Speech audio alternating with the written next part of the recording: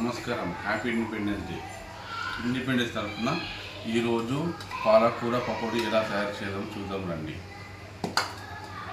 ఫ్రెష్గా పాలకూర తీసుకొని బాగా తరిమి కడిగి తర్వాత ఇప్పుడు ఎలా తయారు చేద్దాం చూద్దాం. మంచిగా నీట్గా కడుక్కొని పెట్టుకోవాలి. పూర్తిగా ఇందులో పాలకూర వేసేయాలి.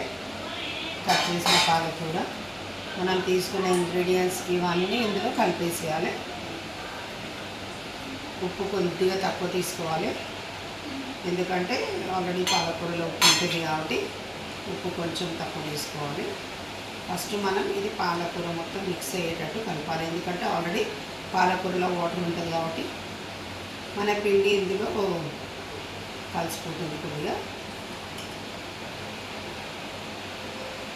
అన్నీ కలిపిన తర్వాత కొద్దిగా నానబెట్టుకున్న తర్వాత ఇలా అవుతుంది. ఇప్పుడు మనము కడాయిలో నూనె పోసుకొని బాగా వేడి చేసిన తర్వాత మరిగిన తర్వాత సిమ్లో పెట్టుకొని కొంచెం ఇలా కలుపుకొని కొంచెం ఇలా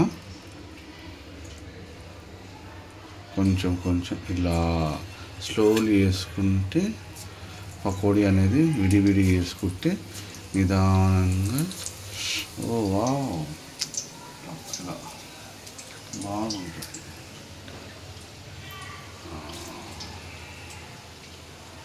పాలకూర పకోడీ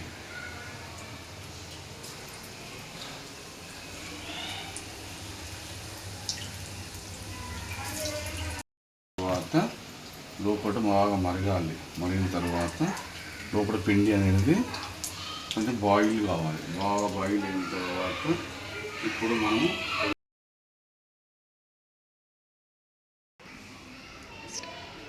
వేడి వేడి పకోడీ రెడీ. ఇప్పుడు దీన్ని మనం టేస్ట్ చేసి చూద్దాం.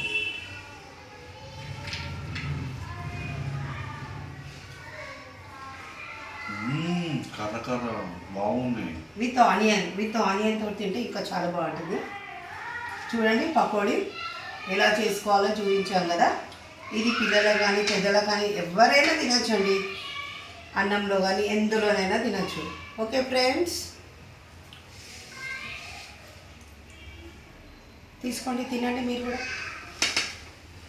Okay friends, once again happy independence day. Please share, like, subscribe.